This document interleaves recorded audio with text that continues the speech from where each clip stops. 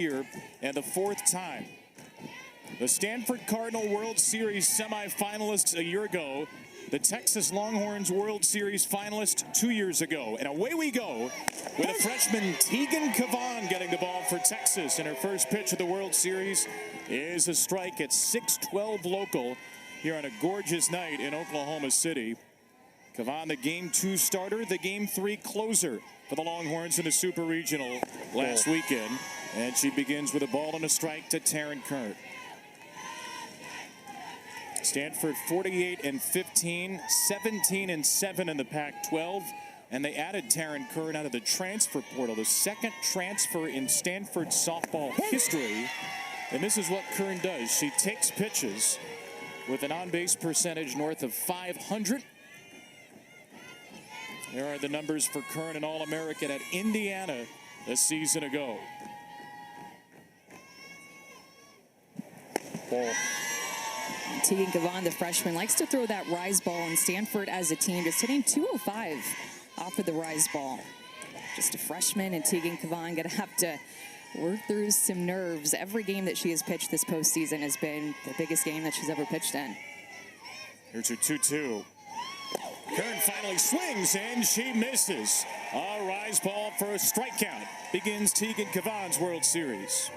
She loves to expand the zone with her rise ball. She can throw it on multiple levels. She can throw it through the zone and out of the zone, and then mix in that changeup, that rise and her changeup, a pitch that she learned this year with head coach Mike White, is why she has been so tough to hit as a freshman. Up in the zone is where she gets her most swings and misses with her rise. Working on Kira Chan. That pitch deemed to be out of the zone by Steve Gold, tonight's plate umpire. Jim Bertuzzi, Cameron Ellison, and Chad Steers around the bases from first to third. Chan, another part of this special sophomore class for Stanford, had a nice NCAA tournament. 318 with an OPS of 830 as she takes ball 2. And we had a session change here.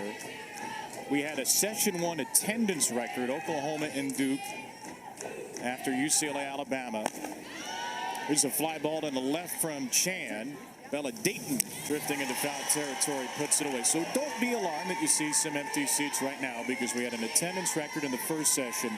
But the first session started a little bit late because of some rain and lightning in the area. So fans are still piling in now. They are streaming down the aisles. They are heading for the bleachers, and this place is going to be jam-packed pretty soon. Freshman Ava Gall chases the first pitch she sees from Kavan for strike 1. Stanford is going to have to deal with that pitch all night long with Kavan in the circle. She throws her rise ball 79% of the time. That's the pitch she goes to.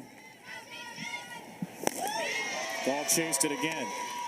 And if you're Tegan Kavan, this is exactly what you want to see in the first couple of hitters in your first World Series game. Hitters chasing that pitch, that's going to help you get comfortable very fast. She struck out Gall twice when they faced off in the regular season, and she gets a ground ball here through the box, a base hit.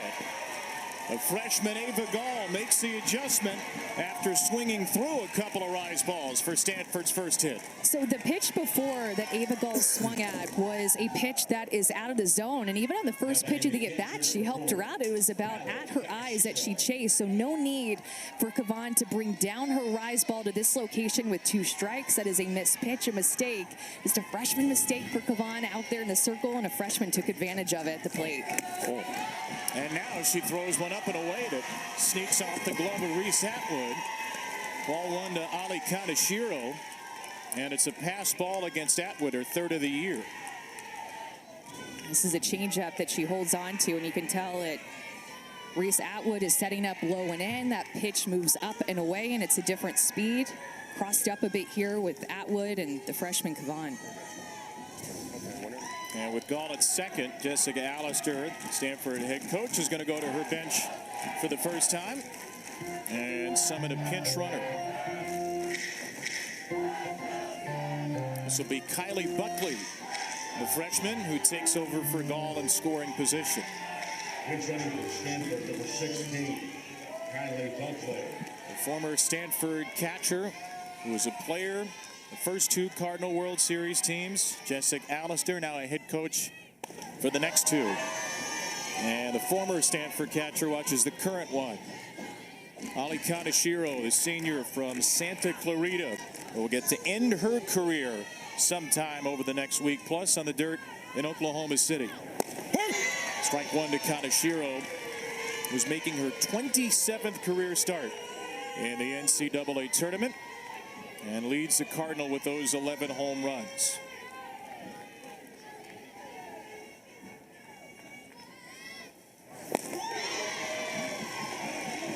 See a big swing and miss there for one of those lower rise balls on the outer half from Kavan.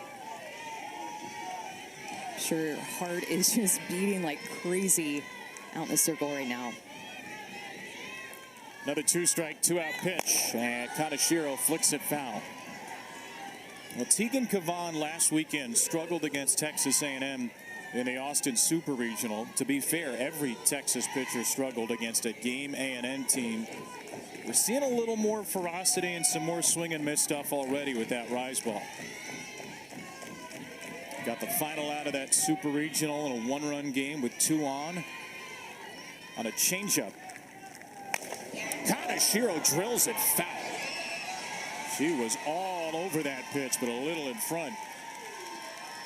Yeah, that was a pitch that was a mistake down the heart of the plate, and Kaneshiro, a senior, the home run leader on this team, just recognizes it and puts one of her best swings, but just foul. 7th pitch coming. And there's a changeup to end the inning. Tegan Kavan puts a 0 on the board in her first appearance at the World Series. You mentioned the pitch that ended. Lineups for the Texas Longhorns, #1 seed for the first time, 52-8. It is an extraordinary lineup, 300 hitters, lots of power, lots of walks all over, and Reese Atwood 2 RBIs away from Tiare Jennings' single-season Big 12 record. The big bat looming forth for Texas, a National Player of the Year finalist. And the big right arm of Niger Kennedy looming in the circle, the National Player of the Year in her second college season. And Kennedy is electric, mostly because of her rise ball and her speed that she throws it with. So she'll bring her rise ball 73, 74 miles an hour and then drop in a changeup at 55. But that rise ball she can locate on both sides of the plate and expand the zone, as well as mix in that curveball to get righties to chase that pitch well off the plate. The best ERA in Division I, the most strikeouts in Division I. When you watch her pitch, you just kind of stop in awe. It's the best pitcher against the best lineup in softball. Here we go. Bella Dayton moved into the leadoff spot today. She takes one low. Dayton was batting 9th for Mike White's team the last 20 games. She had a great Super Regional, and Mike White pushes her back to the top where she was to start the year. 2-0 from Kennedy to Dayton. Texas begins with 3 lefties, Dayton, Mia Scott, and Vivi Martinez. Longhorns amazingly only with 1 All-American despite a crazy deep lineup. And Dayton has to dance out of the way of one up and in as Kennedy does not have her command to start.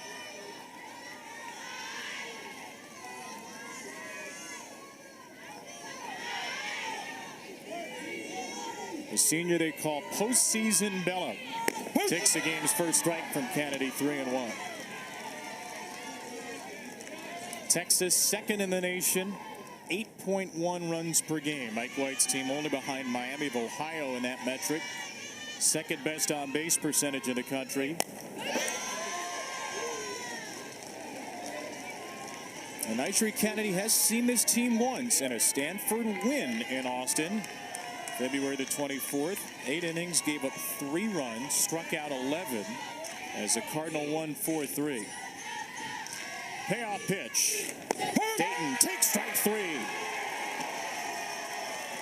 Great job by Niger Kennedy to get back into that count. She fell behind 3-0 and showed a bit of lack of command, but the 3-1 got her back into it, and then this rise ball low and away to Dayton that she just takes, thinking that she was going to work a walk here. Instead, it's a looking K for Kennedy. the 311th strikeout of her superlative sophomore season. That one zipped into Mia Scott. A back-to-back first-team all Big 12 selection, Mia Scott. OPS of 1,200 in the postseason. Scott golfs one into shallow left field, and she's retired by Kira Chan.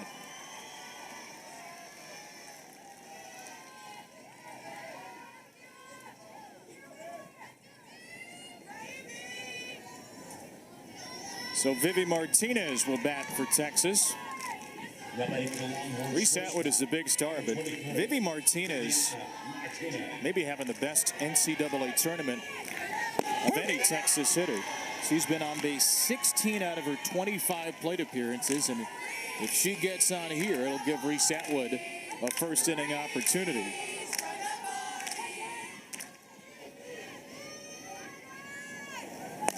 Martinez on the ground to second.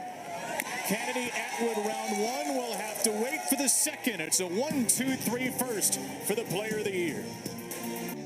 They hosted a regional and a super regional. First time they've done that in 15 years.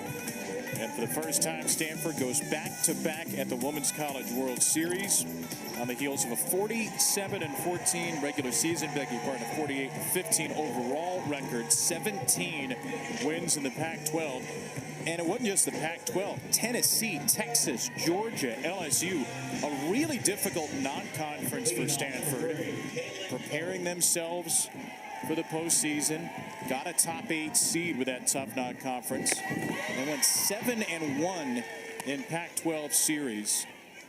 Remember, Stanford before Jessica Allister got here was 4-68 in 3 years in the Pac-12. The 3 years before Jessica Allister came from Minnesota. That ball popped up Kaylin Koch, and that will get out of play for strike two. Simply put, Amanda, we've seen one of the best coaching jobs in the country over the last 7 years. Yeah, and she gets to do it at her alma mater, and she would be a passionate coach anywhere that she went, but it's just even more special when you get to coach at the place that you play at and put on the same colors and that same logo of the place that you love so much and spent so much time playing at. Our own Jessica Mendoza said, Stanford alum that she is, there's not a better person who embodies and understands what it takes to be a Cardinal. Stanford, a World Series semifinalist. They've gone 2-2 each of their 3 trips to the World Series. A couple of shutout wins last year over Alabama and Washington.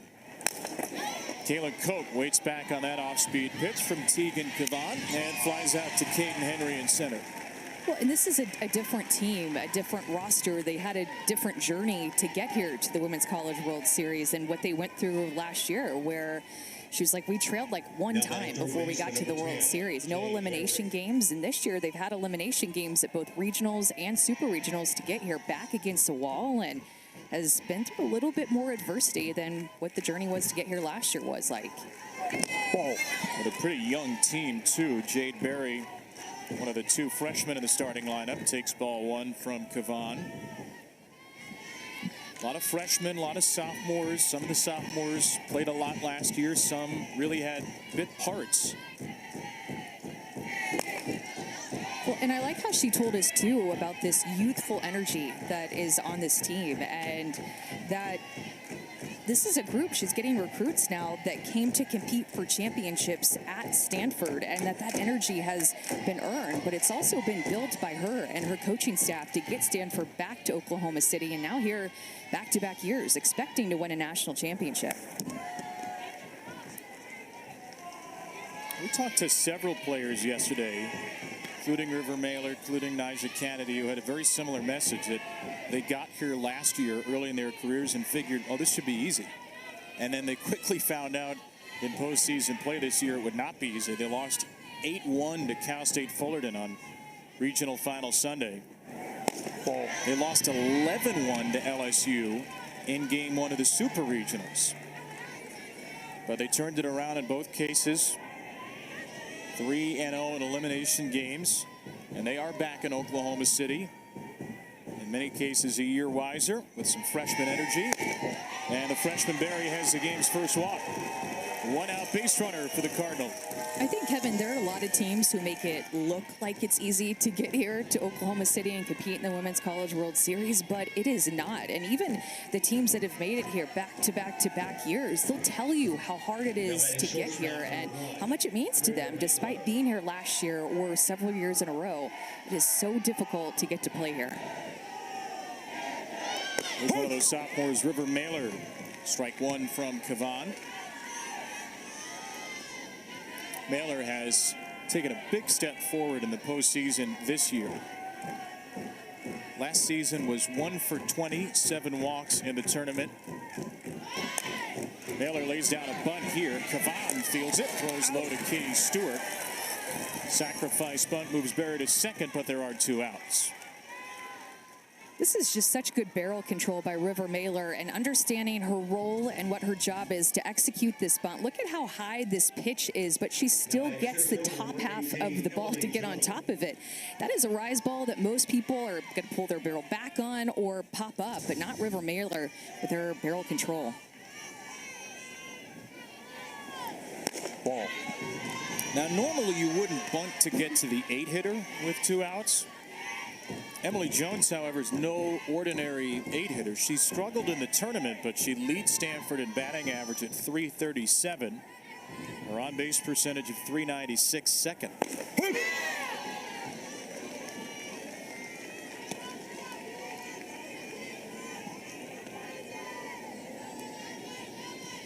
Jones, a first-team All-Pac-12 selection. 61 hits led the Cardinal. Barry at second, hoping to be the game's opening run. And that ball driven to right center field. Henry got a good jump. The wind held it up. So no score through an inning and a half. The best hitter in the country, the best pitcher in the country, Atwood and Kennedy come. I'm psyched. Good douche. Stand back. I'm gonna kick my butt.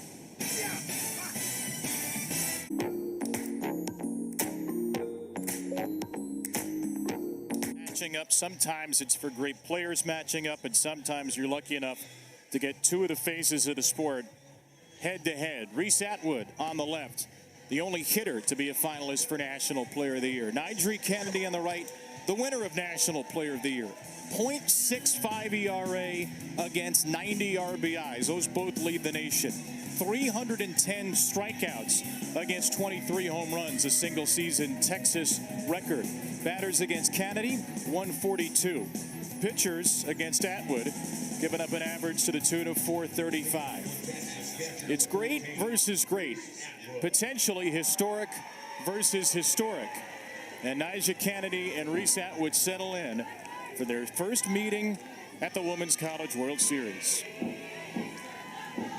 And Atwood is first pitch swinging. This is the second time Atwood and Kennedy have met this year. Reese, a National Player of the Year finalist, had some success against Niger. Niger had some success against her back in Austin in February. I had tight for ball 1. It's a type of matchup that is just must-watch TV. And it was even this way all the way back in February. And with the seasons that both of these players have had, it just kind of makes it even better. Atwood swings, sends one down the line and left, and out of play for strike 2.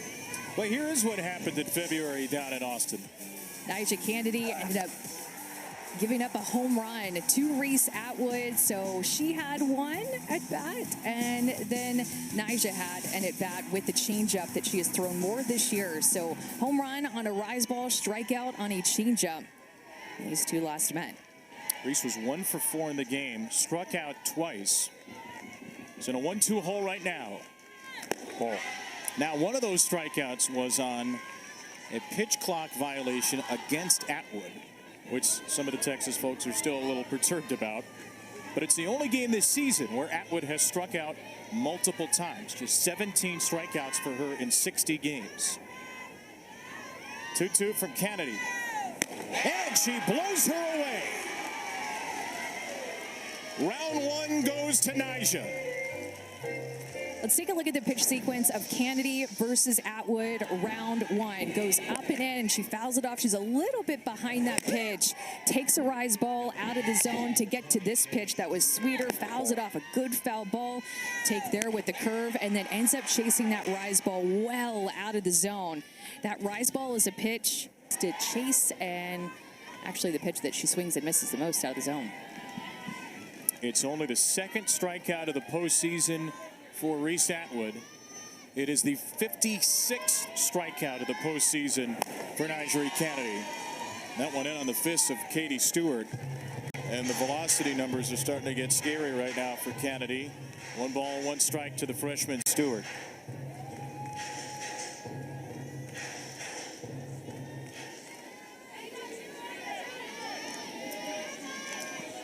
Stewart, a freshman RBI record for Texas, 53.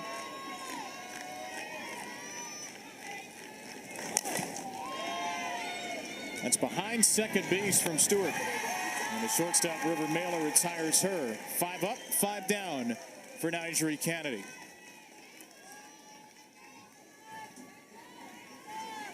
National Player of the Year in the NFCA. Of course, that means she was the Pac-12 Pitcher of the Year, first-team All-American. She was also the pitcher on the Pac-12 All-Defensive Team, Niger Kennedy. She is a sensational athlete. Jolie Mitchell. Ball. And she has the perfect mentality. Even her pitching coach, Tori Nyberg, said she has the perfect mentality for a pitcher. Couldn't ask for better. So you think about her speed and the movement of her rise ball and that changeup, but it's mentality to go behind her stuff that makes her the National Player of the Year. Quick visit here from Tori Nyberg after ball 1 to Jolie Mitchell. Stanford pitching coach in her 7th year, came over with Jessica Allister.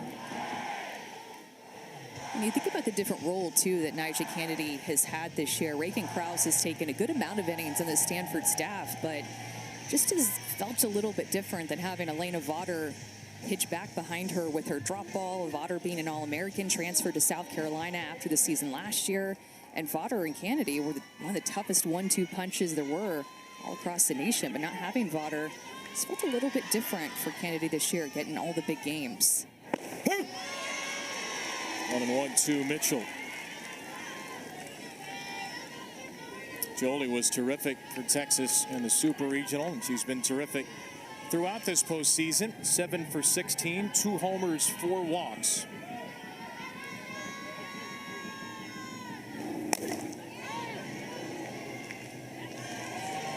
Another 2-strike count for Niger Kennedy. Her first 2 of these have ended in a strikeout.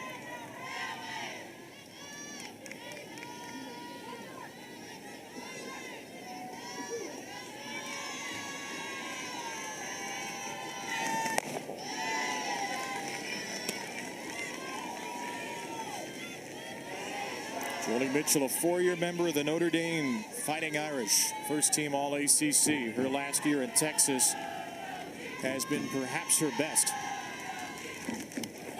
Chases one high and gets a piece.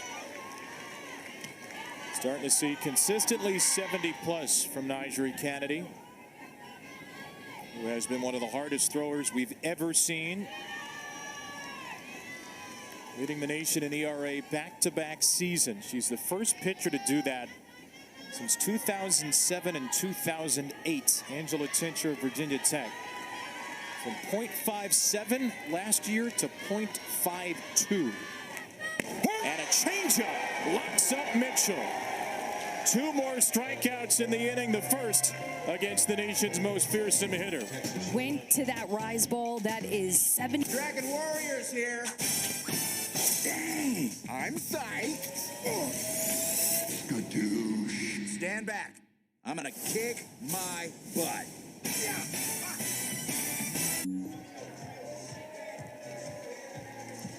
Now we're starting to see a much fuller house after the session change. Took a little time to get the fans back in to Devitt Park in Oklahoma City, where UCLA has reigned supreme with 12 titles. The Sooners starting to creep up on them 7 times, 3 in a row. Florida and Alabama national champions are in the field as well, which means half the field is seeking its first championship, including 3 of the 4 teams we'll see tonight. Oklahoma State and Florida, the 5 and the 4 seeds, will follow our game on the day where UCLA and Oklahoma, those 19 combined national championships, have already won. Caitlin Lim, the number 9 hitter for Stanford, takes a strike from Tegan Kavan. Kavan, her first appearance on the World Series stage, has allowed a hit and a walk, struck out 2. And Lim, a little tapper back toward third. Mia Scott throws her out. So Stanford's tried to play small ball a couple of times against Tegan Kavan, and they don't have much to show for it. And first time through the order, Tegan Kavan had 6 swings and misses. So a good sign for her, especially, Kevin, when you go back to that super regional and think about how much contact there was off of her in terms of balls put in play, foul balls, hits off of her. You can tell she's really feeling good with that rise ball and a little mix of the changeup the first time through. Yeah, that's super regional against A&M. She had just 8 swings and misses, 125 pitches. So 6 in the first 2 innings and 32 pitches tonight. Taryn Curran, one of those strikeouts the first time through.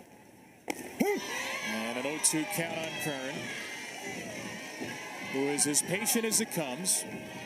She told us that the joke when she played travel softball with her teammates was that she was better hitter with 2 strikes. It's not always a joke. She says, I like to see the pitcher's best stuff, and I figure by the time it gets to 2 strikes, I've seen it all. There's nothing that can blow by me.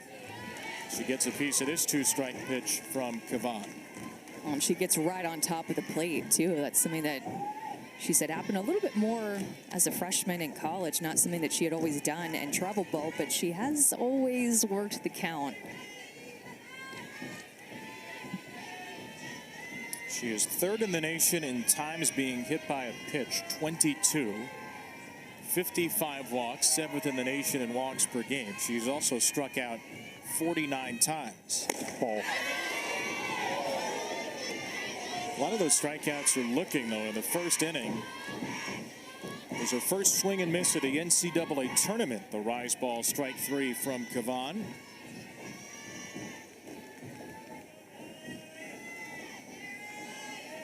Fifth pitch to her here, and Kirk takes it in the dirt. She's 3 for 17 in the tournament, but her on-base percentage is just shy of 500. 7 walks, hit by 3 pitches. 2 of the 3 hits are triples, so her OPS in the tournament's over 900. Kern with a high fly ball, blasted into right field, but she just got under it.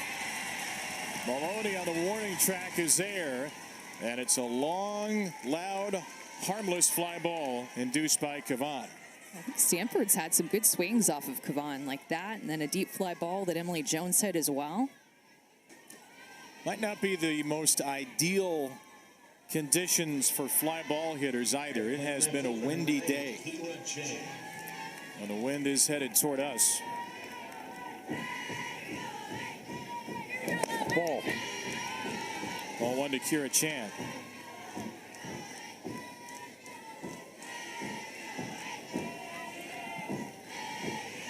Third team all Pac-12 sophomore Chan.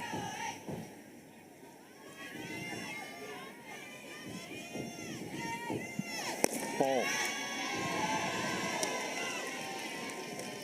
You know, Kevin, a lot of young rise ball pitchers that we have in the night session. We have Kavan throwing a rise and change, Kennedy, a freshman and a sophomore. We'll have Rothrock tonight, likely going to get the start for Florida, rise ball pitcher. And you have Kilfoyle, who's likely going to get the start for Oklahoma State. That is more of a drop ball pitcher, but that rise ball with some young, talented pitchers is really working for them. Like Kavan, the way that she throws it, has a little bit more spin on it, not as much velocity as Kennedy.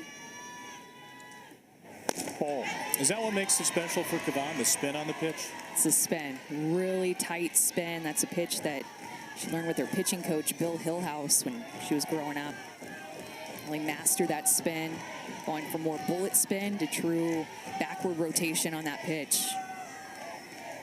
Ball. That's outside. Second walk of the game handed out by Kavan, and Chan is a 2-out Stanford base runner. She'll throw that rise ball 79% of the time, and the changeup 16% of the time. That changeup was a pitch that she learned with Coach White. And she told us, too, that he has really taught her about just how important every single pitch is and being able, the true value of an off-speed pitch to mix that in with her rise. Chad Steers says that Ava Gall did offer that pitch, strike one on the rise. Gall was Stanford's only base hit. Swung through 2 rise balls up near her head, then got one a little lower, knocked it up the middle. Ball. And another rise ball. This one's taken. Rise ball has always been her best pitch, but when you add that changeup to it, and now she has a second pitch that she can get hitters to chase and also locate that pitch through the zone, I mean, it is tough to go up against her when that pitch is on. There's the bread and butter for strike 2.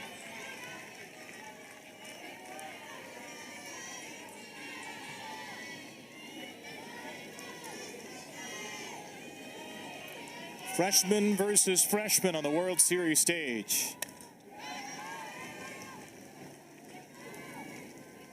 Tegan Kavan coming to Texas out of West Des Moines, Iowa. Her Texas debut, 5 innings and a big win over UCLA, which led the greatest pitcher in Texas history, Cat Osterman, to say, and I quote, "Kavan is it." Big 12 Freshman of the Year, ready to throw her 50th pitch. And there's that changeup again. She does not get the call. Yeah, I think it was a little bit off the plate. Great call by her home plate umpire. Reese Atwood trying to work with her to get that pitch called, a changeup that was almost it. Steve Gould behind the plate. And there's a swing from Gall. Couldn't hold up on a rise. A strikeout in every inning for Kavan. 3-3. Niger Kennedy's got 3-2. The National Player of the Year has been perfect. We'll see what she can do to the bottom of the Longhorns lineup next.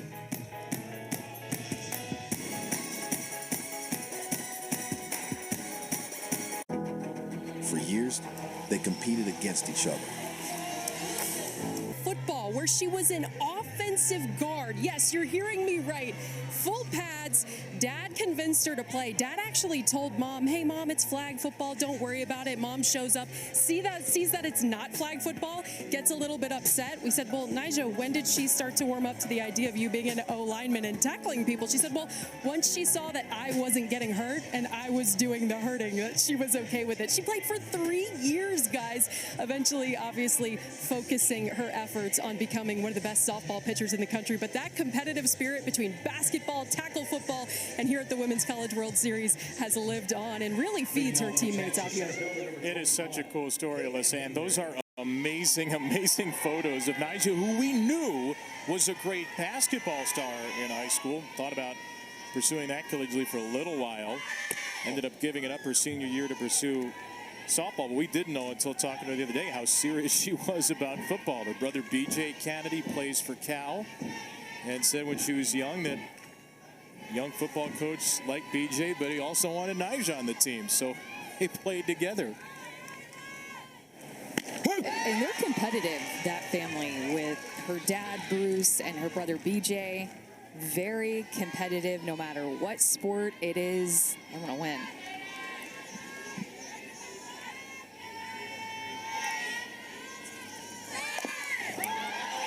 A bunt from Henry to third. There's the first Texas base runner. Caden Henry, the freshman, with a bunt base hit.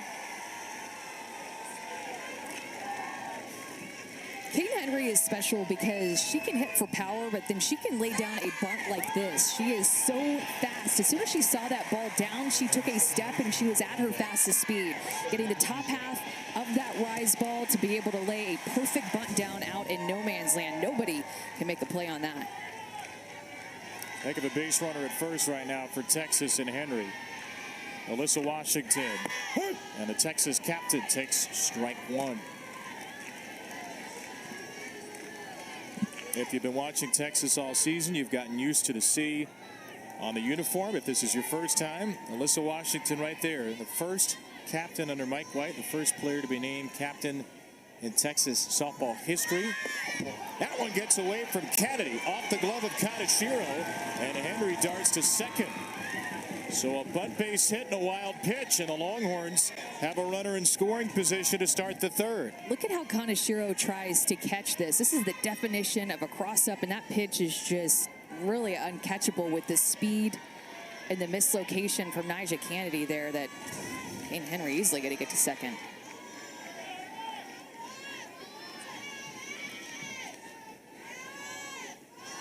Washington squares again, lays it down at third again, and the captain gets the job done. Successful sacrifice for Alyssa Washington, and the game's first run is hanging out at third with one out.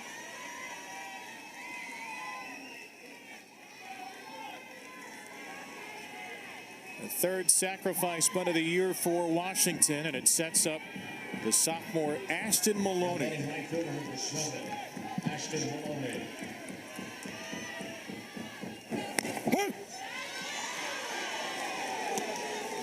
Maloney had been Texas's leadoff hitter in the previous 20 games. They were 18-2. Had a tough super regional back in the 9 spot. She has only struck out 9 times this year.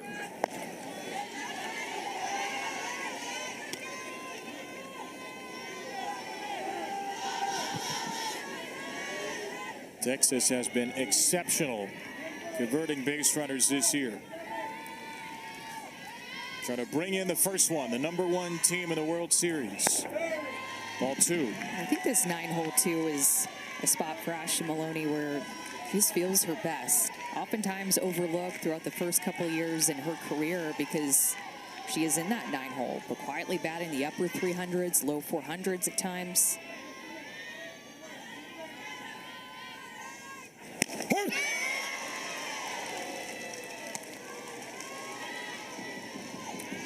Maloney has Texas's best 2-strike batting average. Runners in scoring position, 3/4 of her batted balls are ground balls. Just trying to put something in the dirt, push across Henry. And she'll take one nearly in the dirt.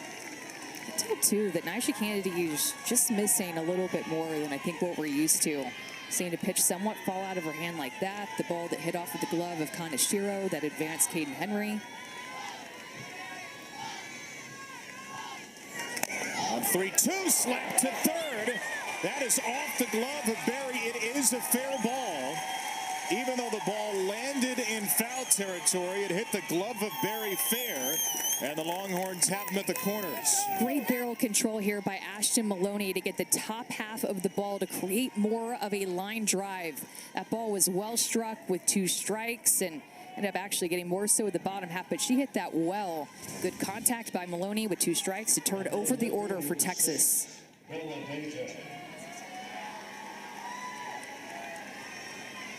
It's a base hit for Maloney out of the glove of Berry. And here's Bella Dayton, 2 on, 1 out.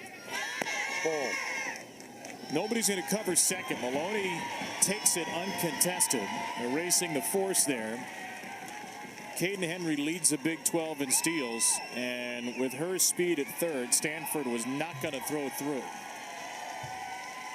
So second and third, here comes Tori Nyberg again. Great time for a timeout with Texas threatening here, and especially when you think of the way that Tegan Kavan has thrown so far in this game, you just feel like every run is going to be so important. Every pitch call is critical to try to attempt to get outs here, top of the Texas order.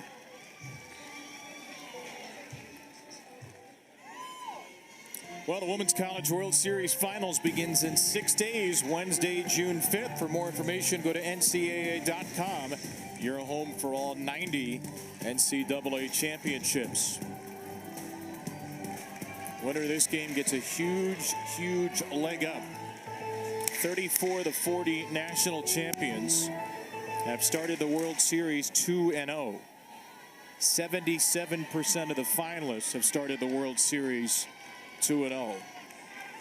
Only 4 teams in more than 4 decades have lost on day 1 and won the national championship. Second and third, 1 out. Bella Dayton with a pop-up. That is going to get out of play and into the hands of a Texas fan. Oh, no, it's a Tennessee fan. It's a different shade of orange. Gotcha. Booked his tickets early, unfortunately for him, but he's still enjoying some great softball. And then you have the OSU orange behind him, too.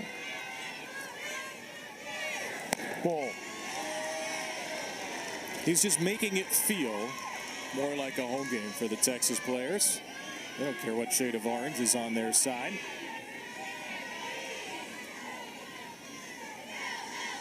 Two and one to Dayton. Texas trying to break through against the National Player of the Year.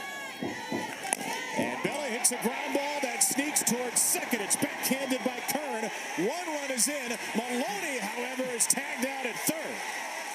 Texas does take the lead, though.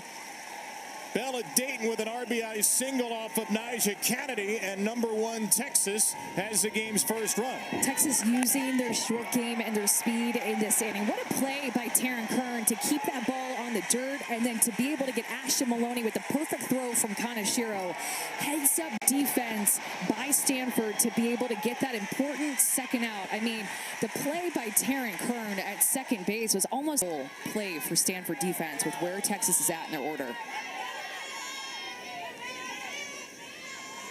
So a runner at second as Dayton went to second on the throw to third. It's an RBI single. And ball 1 to Mia Scott. Off the bat, I thought for sure that was headed to center field. That, we'll see, that could be a game-saving play by Kern. Long way to go, but a big out to get. Right side, Scott. That one Kern cannot get to. Lim's throw to the plate is in time. And Dayton is called out, and Mike White is not going to even think about this. He's calling for a challenge immediately, and he is very frustrated. He has to call for a challenge.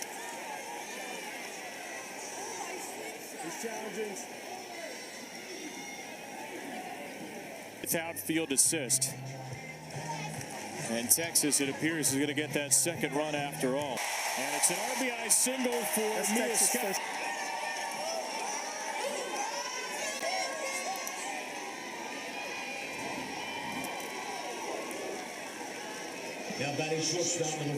Bella Dayton going to the backside of home plate, just getting her hand in there, knowing that she was going to score right off the bat from second base. Ball. Mia Scott has had a monstrous NCAA tournament, a monstrous junior season. She made it to second on the throw home. Here's Vivi Martinez, 6th batter of the inning. Only 2 outs Texas has made of the inning. A sacrifice bunt giving away an out. And then Maloney getting picked off at third on the base hit by Dayton. So these have been 5 consecutive quality at-bats against the nation's most fearsome pitcher. Popped up by Martinez. And the left fielder Chan makes the play. Texas strikes first.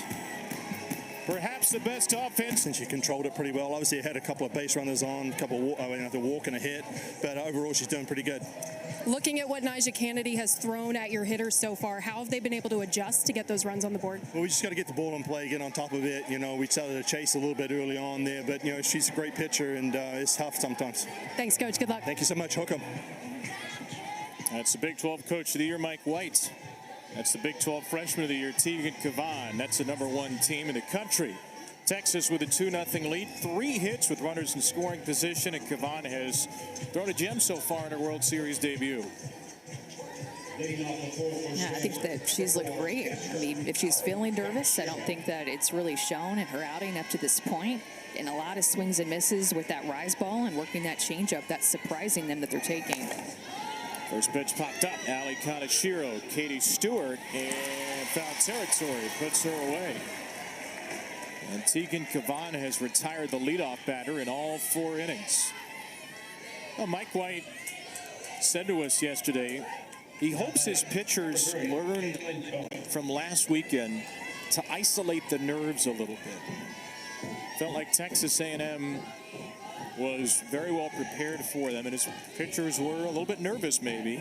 Well, Texas set attendance records in its stadium.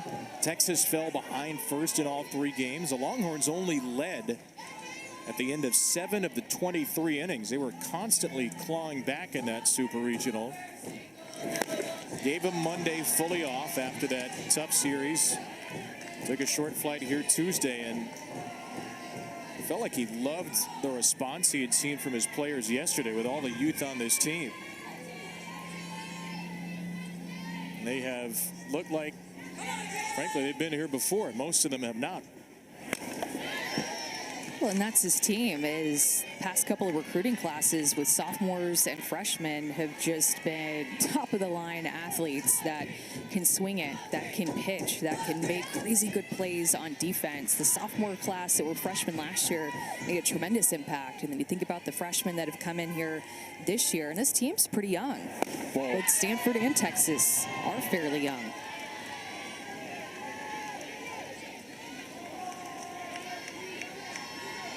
Martinez, one of 11 players that are sophomores or freshmen on the roster. Kavan, a freshman. Only 5 seniors for the Longhorns. One to Kalen Koch is in there. But those seniors have a lot of experience from 2022 and playing in the Champ Series. This team fell short last year in the Super Regional, and that, I think, was a big motivation for them coming into this year, was to not lose in Supers again. Kalen Koch, little flare to second. Washington puts her away.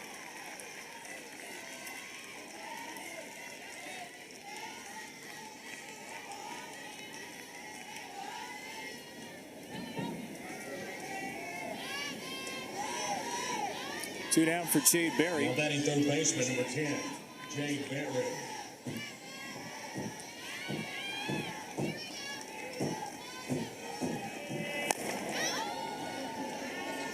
That's out in the direction of Vivi Martinez, but over her head from Jade Berry. Like, I was so excited about the foul ball. Chasing after it, hand right up, hand is still up when he sits down too. Pumped to get a foul ball at the World Series. What's better than a foul ball at the World Series? Maybe a home run ball at the World Series. Saw a bunch of those in the first 2.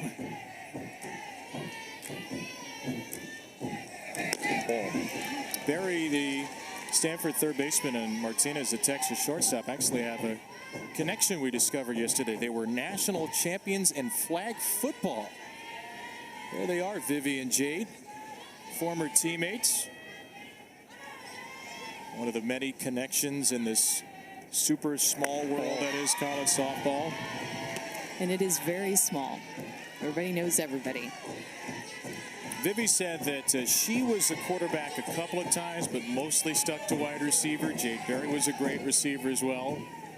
8th grade, they were back-to-back national champions in flag football. So we had Niger Kennedy, who was an offensive lineman playing tackle football. There's Martinez and Berry, who played flag football, which is a good message to any kids watching. If you want to be a great softball player, play softball, but play everything. As many sports as you can. Berry couldn't hold up. There's another strikeout. And the first 1, 2, 3 inning of the night for the fearless freshman Kavan. We're throwing it around, but that was out number 3. Yeah, I think just continuing to pitch her game, pitch aggressively, throw to good lanes, change speeds when needed, and just, be aggressive in the circle. What have you told your hitters to try to bring some runs across here? Yeah, I think we're actually, we had some at-bats that inning that weren't as good, but I think early on we've had some pretty good at-bats, got some pretty good barrel, and we just need to stick with it. There's a lot of game left, and the last thing we need to do is panic. Instead, make decisions on pitches and try to get a good swing off on a good pitch. Thanks, Coach. Good luck. Thank you. Melissa, thank you. And here we go for round 2 between Reese Atwood and Niger Kennedy. Here's what happened in the first. Yeah, going back to the second inning, Reese Atwood led off the inning there too, and she chased a rise ball well out of the strike zone. Those are the types of swing and misses on that rise ball that Niger Kennedy can get even against the best hitters. One of only 3 swings and misses tonight for Niger Kennedy. We really struggled the 3rd inning. Texas had 4 hits and a sacrifice bunt and 6 batters. 2 runs against a pitcher who leads the nation with a 0.65 ERA. 2 runs is a veritable monsoon. 2-0 for Reese Atwood. Niger Kennedy won the National Player of the Year, and we asked her about it. She said, "I was surprised. I thought it was going to be Reese." The other finalist, Lexi Kilfoyle, will see her tonight for Oklahoma State.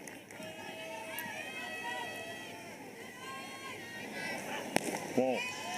Almost a curveball that paints a corner there, but the numbers for Reese Atwood against the rise ball this season are eye-popping, hitting over 500, and her slugging percentage over 1,800. Swings and misses at that pitch 30% of the time, so it's kind of high risk, high reward for her when she does swing at it. Ball. Doesn't swing here, so a strikeout in the 2nd inning on 5 pitches and a walk on 4 pitches in the 4th. Texas's first walk of the game. Tell just wanting to be careful with her there, and Reese deciding to be patient and take that walk. It's only the 38th walk in 38 games for Niger Kennedy, and Texas will bring in Adea Wallace, who is basically the designated Reese Atwood pitch runner. Here are some words of wisdom from Reese to Katie Stewart. Well, and that's something, taking the walk, that Reese Atwood has been so much better at this year. 24 walks now for Reese. She only walked 3 times as a freshman last year.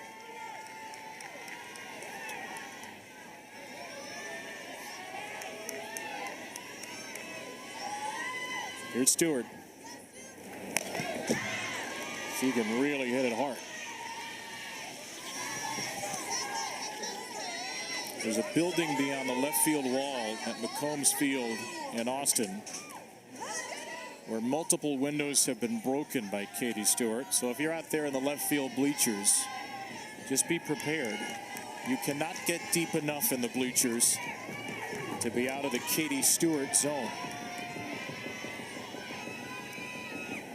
Ball. Saw Texas A&M last weekend try to work away from her because of that pull side power. Looks for that inner half, and she can crush the inner half. So A&M decided to work her away. Kennedy working her away here. Goes up and in after she went away.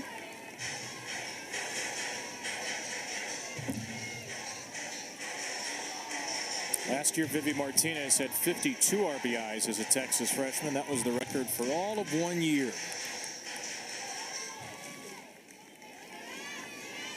National Player of the Year, her first week of college, Katie Stewart.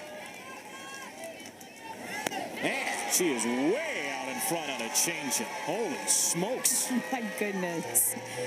There's a changeup. We haven't seen a ton of her changeup tonight, but here it is. She told us, Niger Kennedy did, that she likes to throw a circle changeup. So she'll put her fingers in the form of a circle and lead with that circle to pop it out of her hand.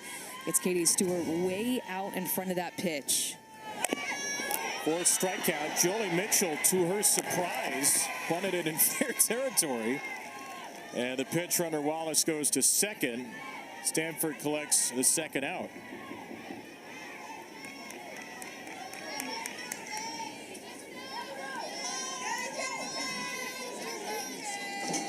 Texas has done a nice job of getting the top half of the ball when it comes to putting a bunt down. That's 3 now. That rise ball is tough to handle when trying to bunt it. Great barrel control tonight. Here's Caden Henry. For all the home runs Texas hits, their offense is a lot more than that. They are a multi-dimensional team. Came into the game with 68 infield singles, 15th in the nation. 41 bunt singles, 5th in the nation. Niger Kennedy with a quick visit over to the Stanford dugout.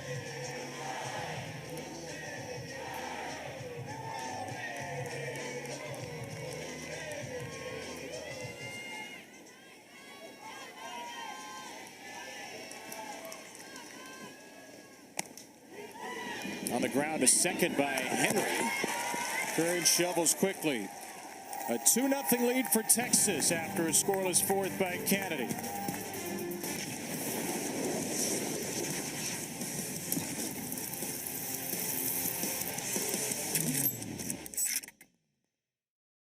We've got one more game tonight. It features the Florida Gators, the SEC tournament champions, one of 2 SEC teams in the field, and the Oklahoma State Cowgirls, one of 3 Big 12 teams in the field. The 5 and the 4 seeds nationally will meet.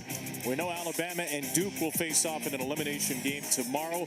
We know UCLA and Oklahoma will get a day of rest and then meet in the winners bracket Saturday afternoon on ABC. Winners of this game and the next game move to Saturday night. You want to win game 1. 90% of the World Series champions have won game 1, 36 out of 40. Now, we have seen 2 recent occasions of teams losing day 1 and then rallying to win the whole thing.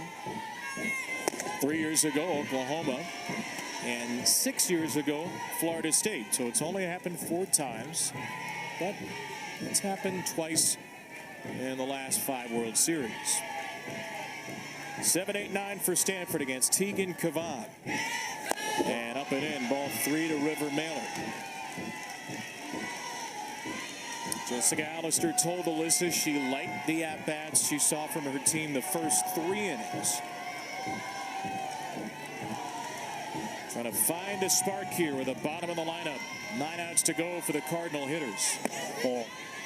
That's ball 4 and a leadoff walk as Miller shouts into her dugout. River Mailer's the first Stanford leadoff runner to reach. It's a great at bat there by Mailer to take some close pitches, but learn from her first AB and what the other hitters are seeing.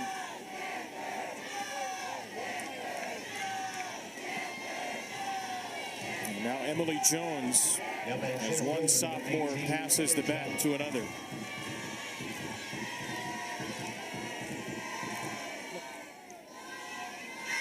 Ball. Jones was an infielder last year, and with the graduation of Taylor Gindelsberger, took over the full-time center field job. Tournament numbers are tough, but the season numbers are terrific. And after ball 1 to her, Patty Ruth Taylor takes the circle for Texas. Well, guys, we talk about Stanford needing to get some offense going. Emily Jones here at bat. She was telling us yesterday that in the fall, when they're facing Niger Kennedy and they're going through practices with her, that really instills confidence in the entire lineup as hitters. She said it makes you feel like you can hit anything if you can get anything off of Niger. So you have to imagine in a situation like this one, facing the talented freshman in the circle for Texas, that confidence could come into play here. Well, especially, Alyssa, against a pitcher like Tegan Kavan, who also throws more up in the zone, like her teammate Niger Kennedy. A little bit different, but still is great preparation to see Niger Kennedy, her rise ball at 72 up at your eyes, and then go against Kavan's rise ball that's a little bit more spinny than Niger's, but still the same approach. You see the ball down, getting the top half of the ball. Kavan's 70th pitch. Fouled away. Emily Jones was one of the Stanford players to tell us about Jessica Allister and her many sayings. I'll paraphrase one they hear all the time. Timid stinks. Careful stinks. Be the aggressor. They started to do that in the fall. They've carried it all the way through this difficult postseason run, winning 3 elimination games. Jones hangs back and fouls away a 1-2. It was Emily Jones who told us, too, that she was ride or die Stanford. She went to a camp in 8th grade, and she knew she wanted to play for Stanford whenever she got to college. Now getting to do it, the Women's College World Series again.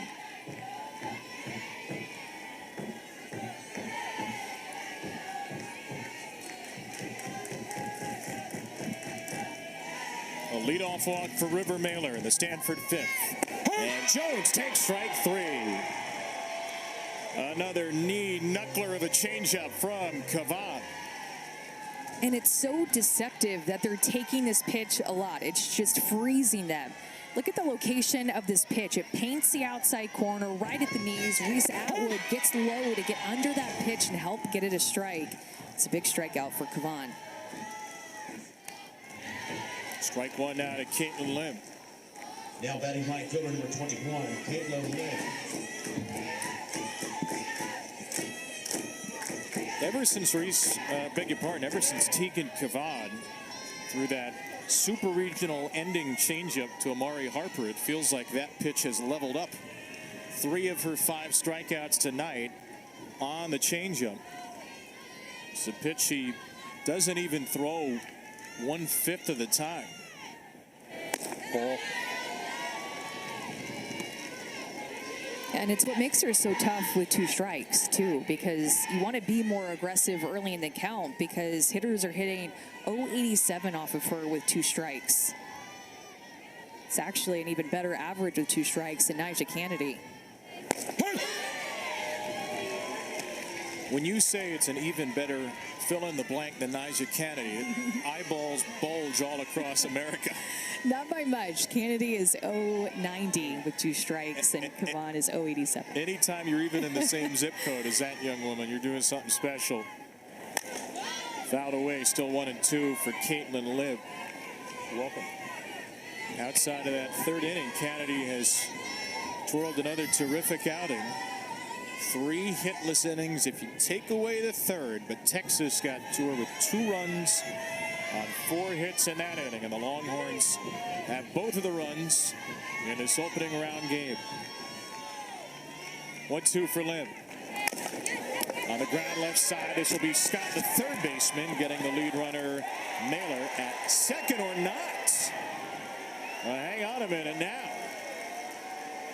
The Texas dugout gate swings open as Mike White emerges, maybe to use another challenge. And was Washington on the base here with possession of the ball?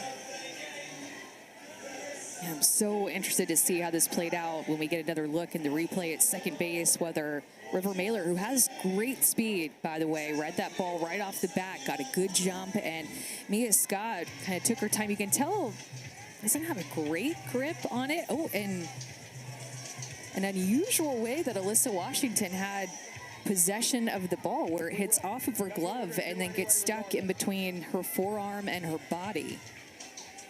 Interesting. It's still possession at the end there. The question explanation before our final decision.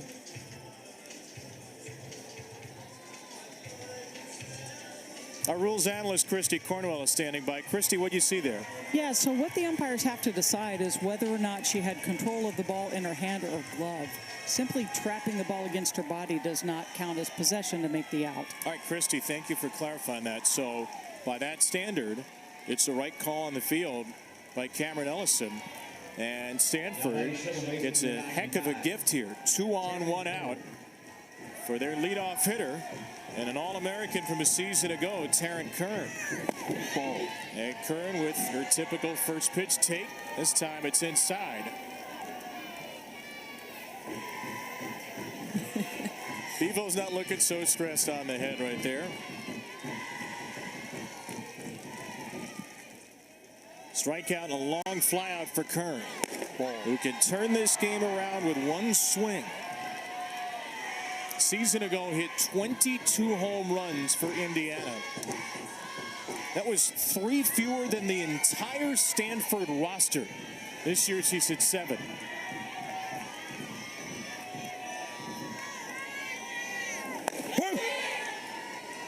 It's a changeup there. Looking at her numbers and her batting average against the rise ball this year, just hitting 167. Taryn Kern is off of the rise.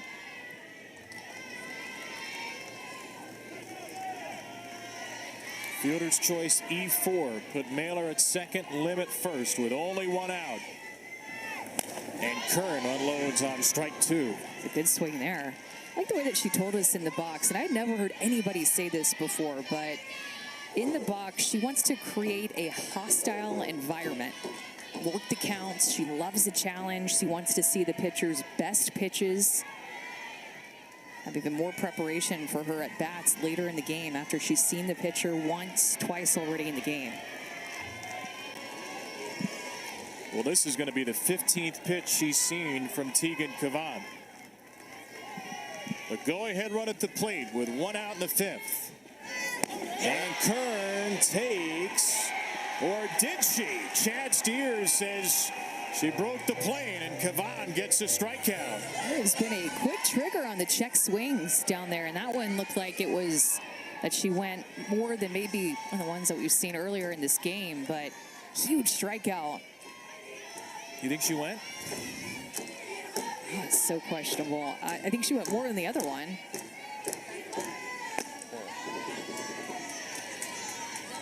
Now batting left field, number 8, Tegan Kavan. For what it's worth, our rules analyst Christie says good call. Broke the plane, strike 3. So 2 Ks in the inning for Kavan. That is Kira Chan with the inning in her hands in a 2-0 count.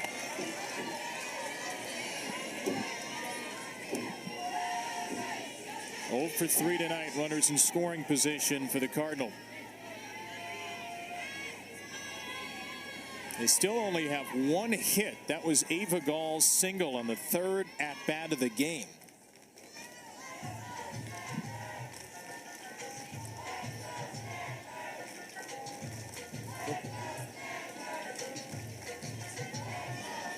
Hey, this Saturday, it's a must-see WNBA matchup. Caitlin Clark and the Indiana Fever, Angel Reese and the Chicago Sky. Those two are used to playing each other. Noon Eastern, 11 a.m. Central on ESPN. Get yourself down to OKC. Get yourself a funnel cake, which looks downright delicious right about now. A beautiful scene here at Devon Park, home of the World Series. Since it opened in 1987. 2-0 pitch. This is the 42nd Women's College World Series, most of which have been right here, now known as OGE Field at Devon Park. There are a couple of friendly faces in the Texas cheering section. It's little JC and Kat Osterman.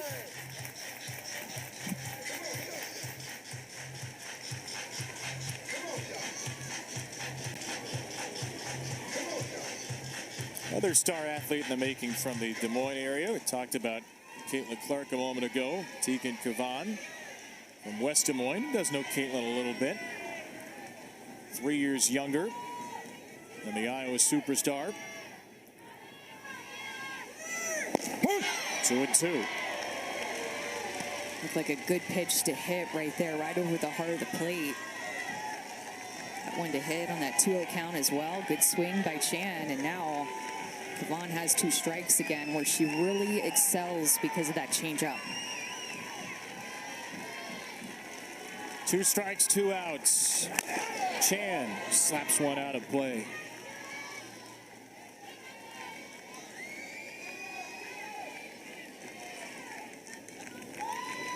With 2 outs, well, you give the 2 strike numbers. With 2 outs, batters are just 140 against Tegan Kavan.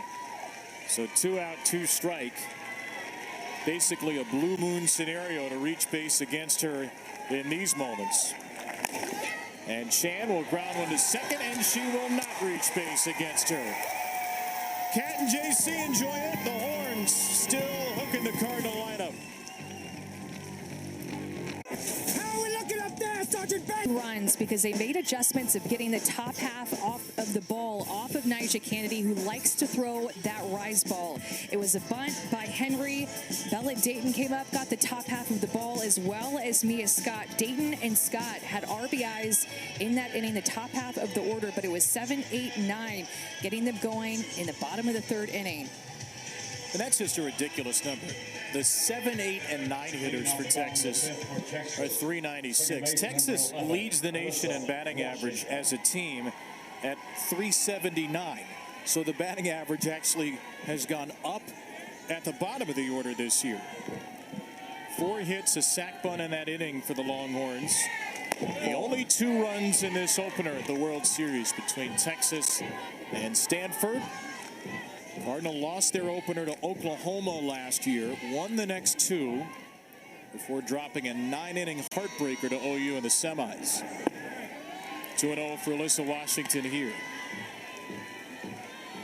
And sometimes winning games here, Kevin, isn't about the home run or the perfect game and no hitter. It's just about executing the game plan off of a pitcher like Niger Kennedy. And the bottom half of the order did that in the third. Washington flies out to left. She's 0 for 1 after that sacrifice bunt. She's not getting a ton of swings and misses like she normally does. Texas has a good approach off of her tonight. Now batting right fielder number 43. Danny Hayes, a new left fielder for Stanford here in the bottom of the fifth, made that play.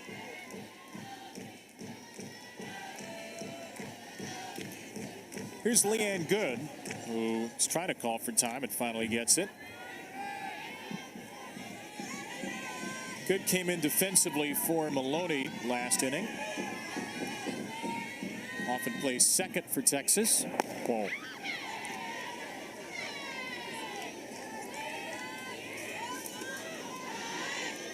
Numbers are down this year, but Good had a terrific 2023. It's a fairly regular starter for the Longhorns. I've seen a lot of Tori Nyberg today. I think that we've seen Niger Kennedy have the best stuff tonight, Kevin, and even looking at her velocity when she's feeling her best or her loosest, she's throwing 73, 74, 75, and a lot of 68 to 70 here tonight. Not nearly as many swings and misses as what she's used to. It's just a different pressure, too. Remember, this is the first time that she's pitched since being named National Player of the Year. A lot of expectations. I think any former National Player of the Year will tell you that. I've talked to Danielle Laurie a lot about that. And she's also pitched a lot in the postseason. There's Danielle. Whoa. And Madison Chipman and Pam Ward. Danielle, you're on camera. Don't sweat it. We'll see you in a half inning. Good into right. Lim makes the play in fair territory. But she's pitched 80% of the innings in the NCAA tournament coming into this game. And last year was just over 50% when she had Elena Vaughter. She had thrown almost as many pitches in the entire postseason last year as she had coming into the World Series this year.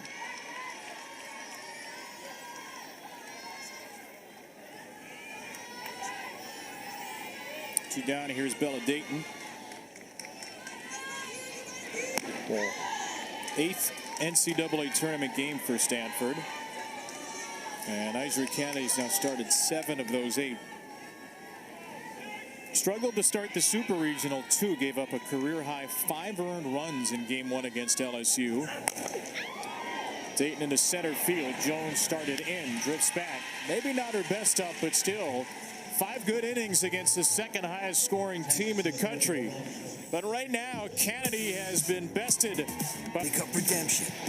New York looks to restore past glory. The Eastern Conference Final on ESPN, ABC, and ESPN+.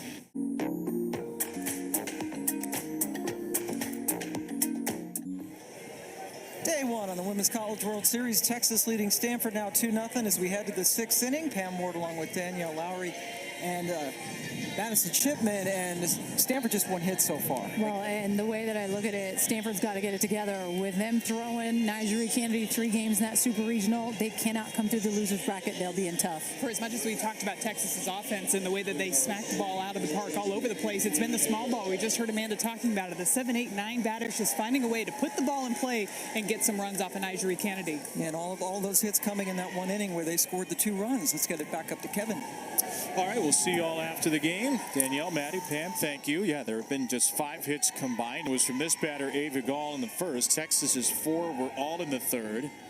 Stanford, 1 home run shy of what would be the 2nd most in school history. Texas, the most home runs in school history.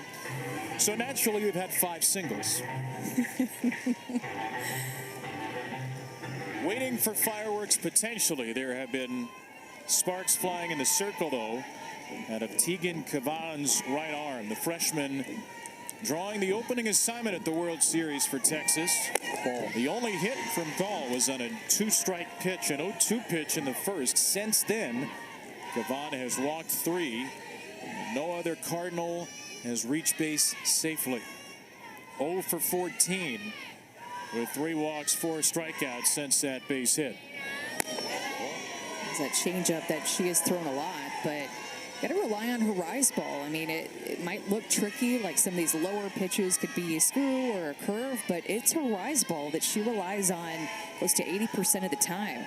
And she'll mix in that changeup that makes things even more tricky to hit against her and able to change speeds.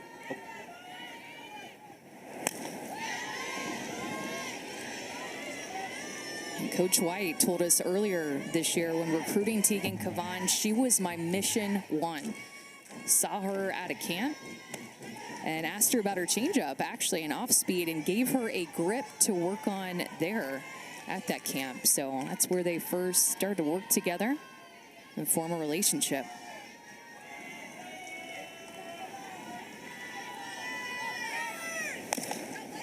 That one gets over the glove of Kavan. Washington sucks it up at second and retires Gall.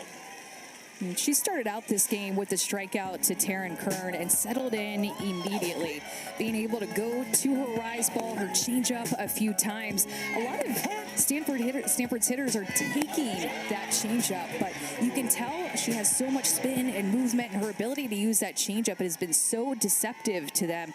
Just have not been able to figure her out, only giving up 1 hit to the 6 strikeouts. Taking the good vibes from the end of that Super Regional into the World Series today. Ball 1 to Ali Kaneshiro, and it's a very equitable out distribution. One more ground out, it'd really be a devilish night for Kavan.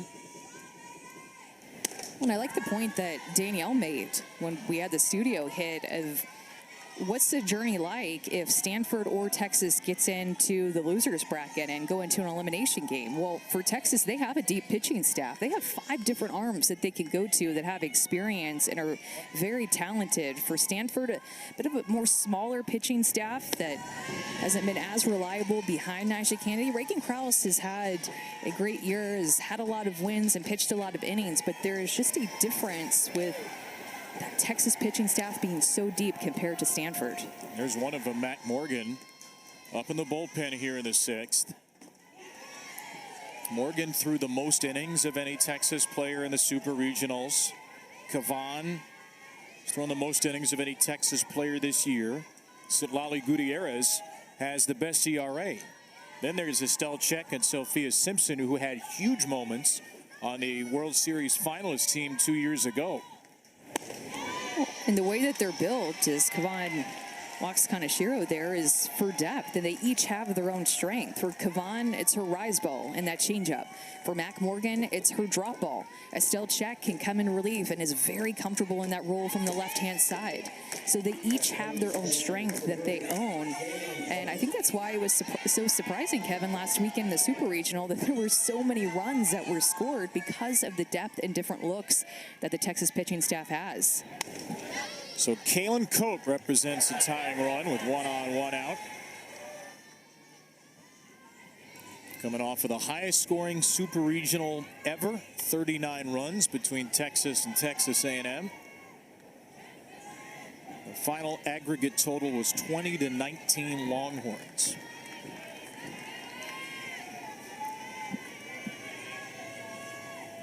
Kavan's 100th pitch is too tall for Cope, who does have some power. 6 home runs on the year, 11 doubles is tied for the team high. A third-year starter who was off to a great power year last season before suffering a torn ACL 30 games into the year. Cope pops it up. Washington's there for out number 2. Well, and Kevin, we had a chance to talk to Tegan Kavan's teammates about hitting off of her and what it's like. And I like the way that Alyssa Washington described it. She's like, knowing that a changeup might come makes it tricky because you can't just go in and say, all right, I'm going to stay on top of it, because then the changeup comes in and pops in lower in the zone. But also they described what they said, sneaky movement you don't really realize how much it breaks and how late it breaks. That ball sneaks away from Atwood. And that should be the second pass ball against Reese Atwood in the game as Kaneshiro takes second.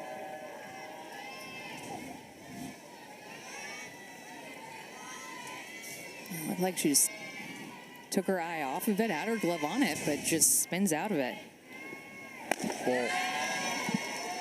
Reese Atwood only had one pass ball on the season. Going into game 3 of Super Regionals, she has 3 in the 2 games since. She'll go chat with Tegan Kavan.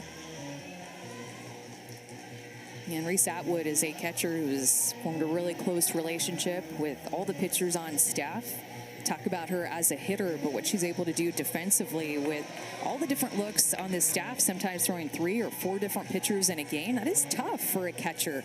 Reese Atwood defensively does a nice job back behind the plate and handles a lot of different personalities and looks. Ball. Amanda, you were just talking about Atwood as a defender. She wasn't even necessarily going to be a catcher if it was left up to her. She said when she was in 10U, they put everyone in a line. Whoever threw the hardest, well, they were the catcher. That just happened to be her. Said it took her a little bit to fall in love with it. She wanted to be a pitcher, but she never played another position after that. He's a taller kid, too, and she said posture behind the plate was a little tough for her to figure out. She was catching on a travel ball team. Victoria Valdez was the other catcher. So Victoria was really short, low to the ground, and got under drop ball pitchers. Reese said, I would struggle jamming my thumb trying to get to the ground. Coach just kept telling her, get lower, get lower. Nice changeup by Kavan. We saw a 3-0 swing from Berry trying to generate some offense. Now 3-2 as the Texas fans will get behind their starting pitcher.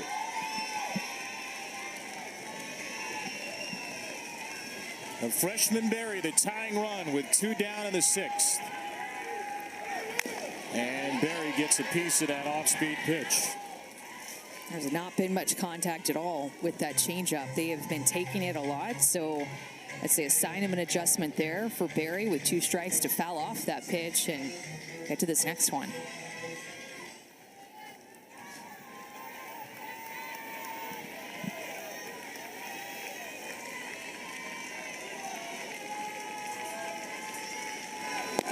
Berry takes strike 3. Kavan escapes another jam, and Texas still leads by 2. The NC.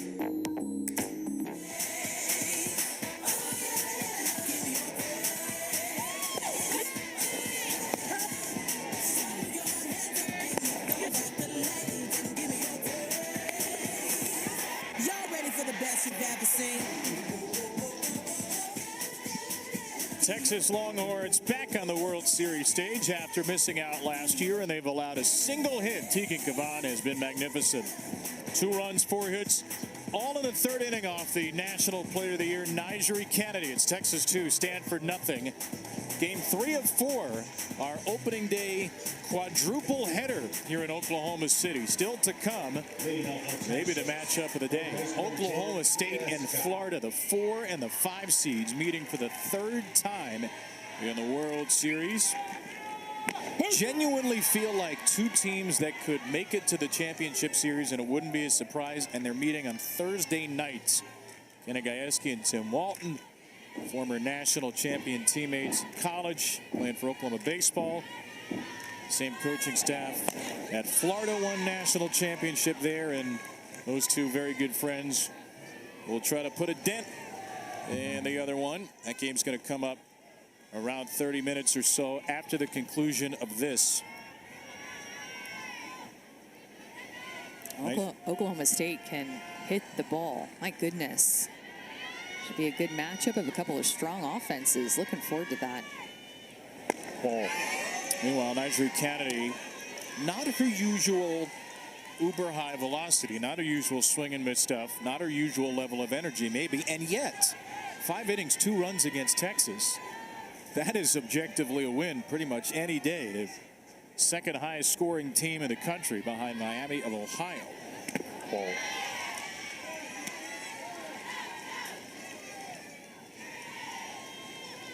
"37 appearances entering today, 25 starts. It's only the 5th time she's allowed 2 earned runs. That's just silly." It really is. Ball.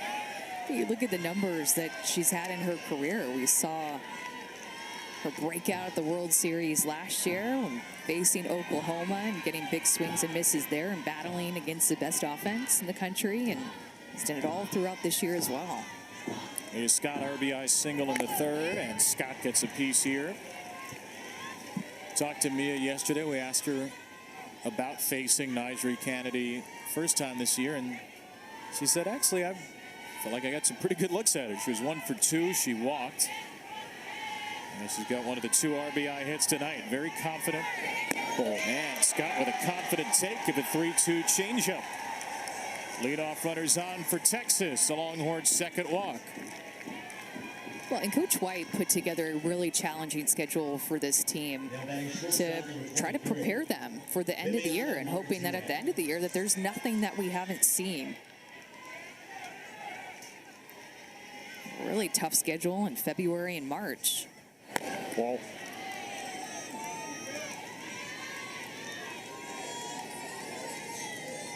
Once again, Tori Nyberg after a first pitch ball. I think that's 3 times after a first pitch ball she's come out.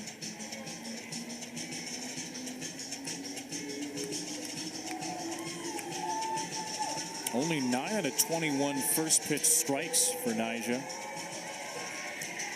But to me, she just doesn't quite have the same energy, and I mean, only she really knows how she feels and what's behind that. And maybe she's thinking, I don't know what you're talking about, Amanda. I have the best energy I've ever had out here at the World Series. I don't know, but to me, who's watched her pitch a lot, just something seemed a little bit off. Pumped up by Martinez, and Berry comes in from 3rd to retire her. So Reese Atwood and Niger Kennedy for a 3rd time. First at bat, Kennedy struck her out on a 2-2 rise ball. Second at bat, Kennedy walked her on 4 pitches. The Player of the Year finalists. And on the 3rd at bat, Atwood lines to 3rd. A first pitch swing, and Jade Berry collects the 2nd out.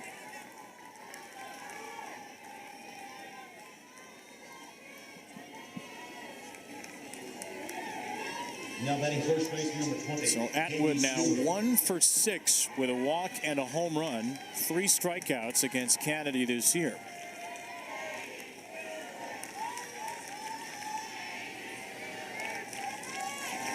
Ball. Stanford's going to have its 7, 8, and 9 hitters coming up. Mailer, Jones, and Lim. Anybody gets on, the former All-American Taryn Kern. Ball.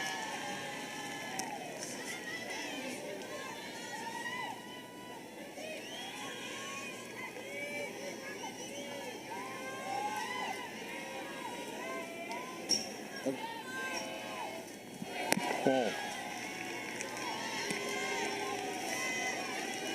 Remember, Texas sprung to life late time and again in the Super Regional against Texas A&M.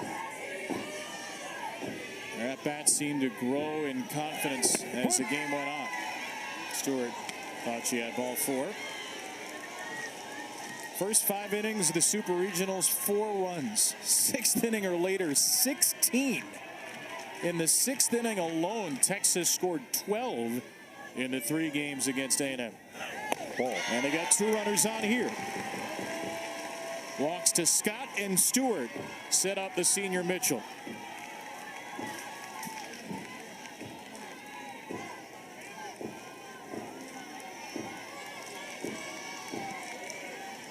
At the plate for Texas, number 9, Jolie Mitchell.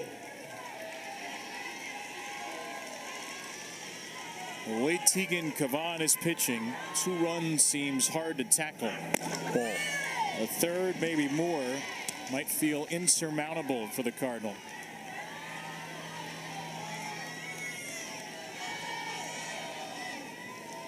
Mitchell a strikeout and a sacrifice bunt. Falling behind here after 2 walks in this inning.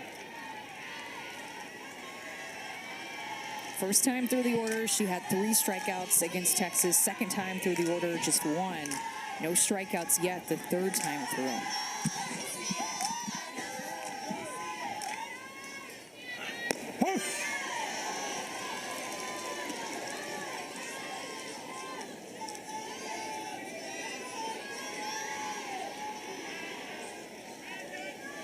Kennedy still stuck on 3 swings and misses in the game.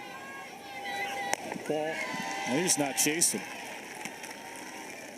And they look very prepared for that rise ball, and I think a bit of a lack of command with her rise ball at times too, not throwing her changeup a ton in this game. Her season low swings and misses was 3, game 1 against LSU. That was a game she gave up 5. She's still only allowed 2. 3-2 for Mitchell.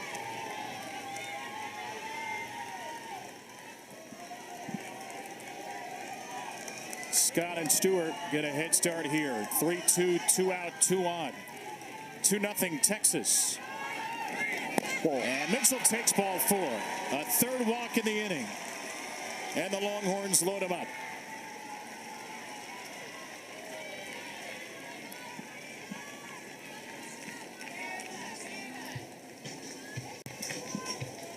Mike White's going to bring over Caden Henry. Have a pre-at-bat chat here for the freshman center fielder.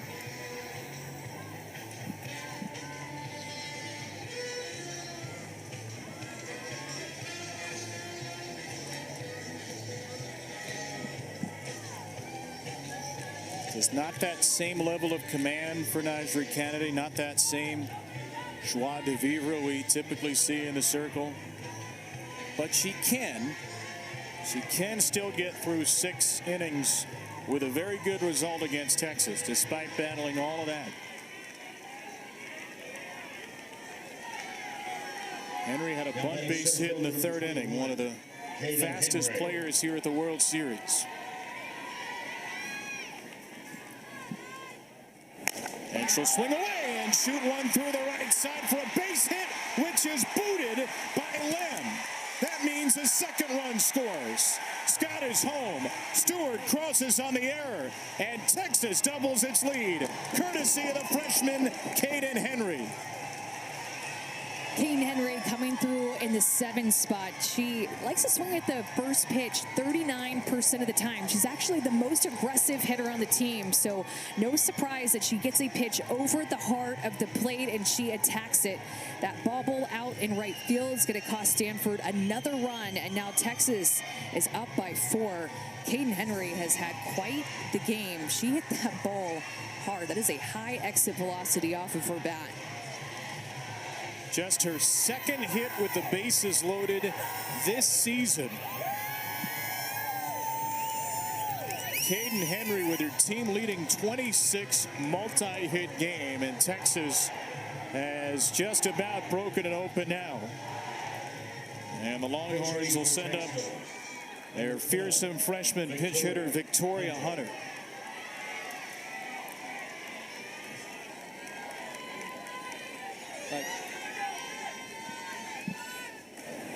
What do we tell you? Just more 6th inning magic from the Longhorns, who have now scored 14 runs in the 6th inning in the last 4 games.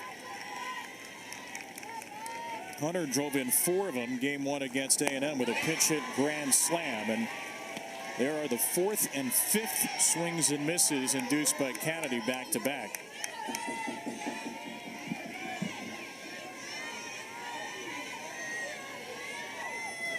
Well, Well, props to Texas for the at-bats that they have put together in this inning and all throughout this game. They have not made it easy on Niger Kennedy at all.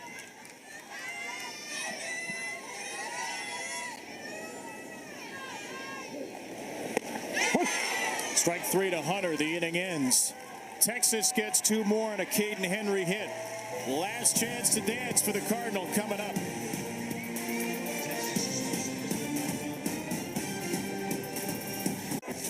The NCAA Women's College World Series presented by Capital One. Game 3 of 4, our quadruple header today.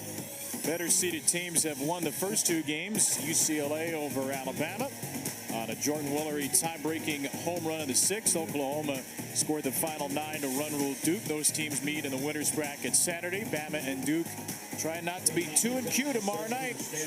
And the winner of this game will play Saturday against the winner of Oklahoma State, Florida coming up next. Another tough offensive night for the Cardinal. 13th World Series game.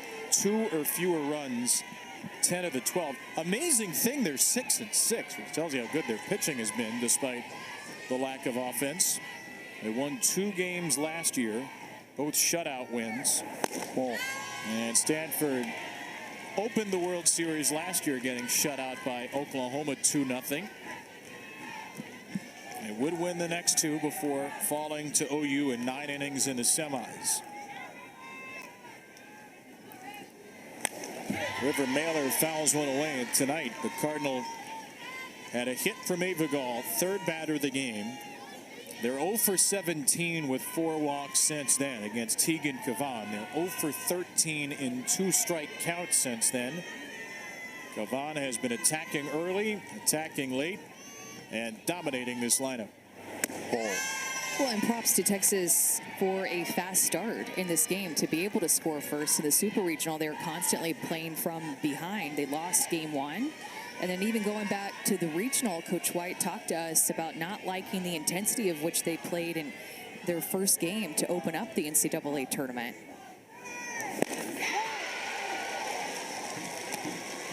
So the start that Tegan Kavan has had of, if she's been feeling nervous in this game, not being really able to tell, settled in very quickly. Has been able to locate her rise ball and throw her changeup whenever she's needed to. Mailer down the line and left. Bella Dayton sprinting into foul territory. Puts her away.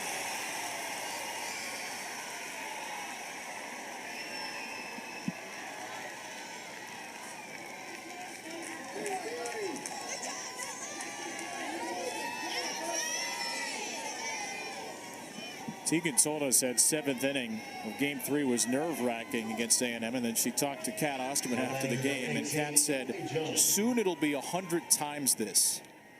Well, I guess Tegan got the message because she has looked about as unfazed as any freshman could look in her World Series debut. A great Longhorn starter, Kat Osterman, no stranger to this stage. She has been a huge mentor to Tegan Kavan, who told us that Kat is always open to talking to me about anything. Preseason talked a lot about not putting pressure on the outings, not about striking out X number of batters. Just be realistic. Go win games.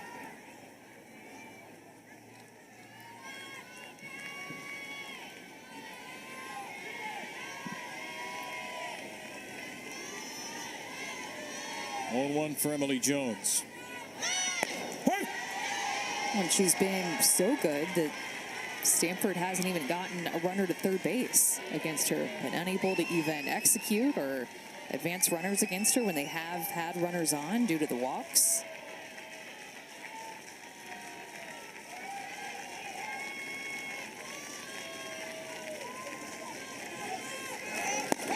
Another strikeout on a changeup. Kavan punches out her 8th.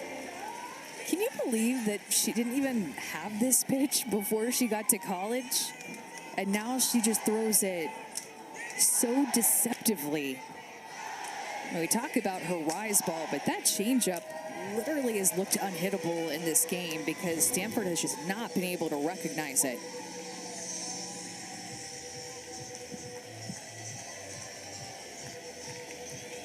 struck out a career high in the regional final against Northwestern, Tegan Kavan. She punched out 12 in that game. She's got 8 tonight.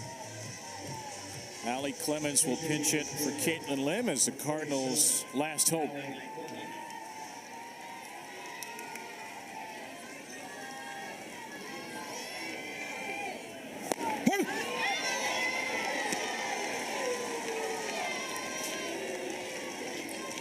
Oklahoma State and Florida to follow. It looks like the winner of that game will get Texas. 1 out away from securing that. 1-1.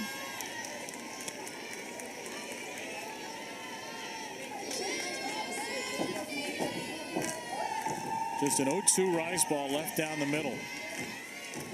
Ava Gall's first inning single on that mistake pitch.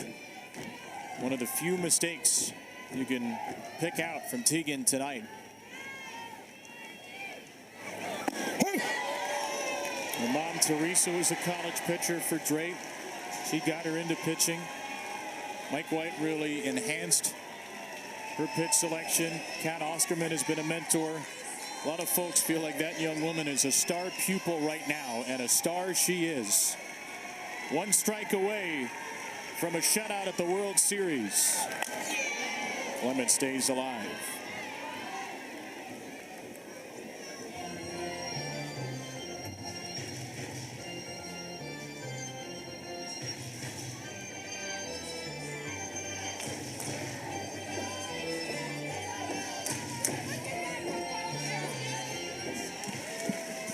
Stanford team that scored 8 runs against LSU its last time out, with a single solitary hit. Pitch number 122. Popped up again. Out of play again.